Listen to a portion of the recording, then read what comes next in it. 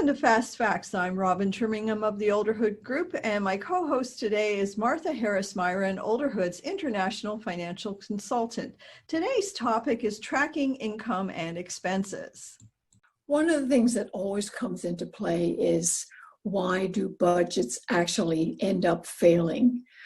Part of it is keeping it simple. Too many details and so on tend to overwhelm initiative. And let's face it, the word budget is not popular. In a busy work week, coming home and having to set up some kind of a chart is just simply too hard. Everyone's talking, the kids need food, and you know all of the rest of it. So you know what your income is. Everyone knows how much income they have coming in each month. It's the outflow that can get out of control. So I've come up with a little simpler way to look at a budget system, and it's not so formalized. The big concept of a budget is that you compare what you spend to actual. No one has the time to do this anymore. So what I propose that you do is you want to compare what you did spend by keeping it simple instead. Make one list of all your expenses that you must pay. Now keep in mind that those are the expenses like rent, mortgage, utilities, car lease, any of the things that come into play. Now pull out your bank statements, or if you're completely digitally online, use that in your credit cards. Add up all of your outgo expenses. Now you might have to look at a couple of months, all of them. But remember, you only have to do this once. So do you have that number?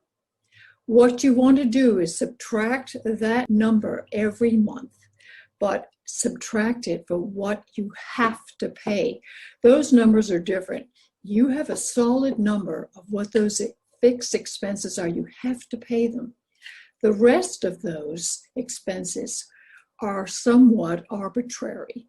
What's the difference? Sometimes you don't even know what it is, and this is when it's time to take a look at your ATM machine spending. There's always a difference between what you must pay and the amount of money that gets expensed every month.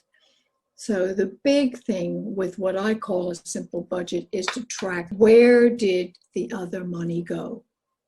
I guarantee you that if you simply track that and start with things like running to the ATM machine for $40 because the kids need to take brownies to school, or you've got to buy a takeout lunch, or you need to take out breakfast because you didn't have time because you overslept. If you can figure out what those differences are, you're going to find some savings.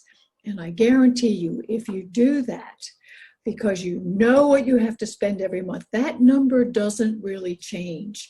It's that other number that tells you where that extra money is going. So as my kids used to say, try it, you'll like it, and it will help you in setting up a very simple budget to try to achieve some savings. This is sort of a double-edged sword for me, because some people say, I'll just get $100 out of the bank, and that is what I'm allowed to have to spend all week long.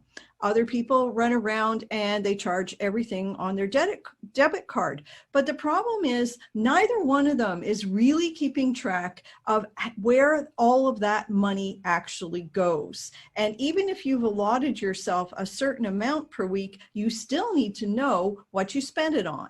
That's very, very true. And I guarantee you again that if you take this path and do that simply, you will get a better handle on your finances, and you're on your way to a real budget. You've been watching Olderhood Fast Facts. If you would like to ask a question or suggest a topic for this series, you can reach out to us at Bill, that's BILL, @olderhood.com.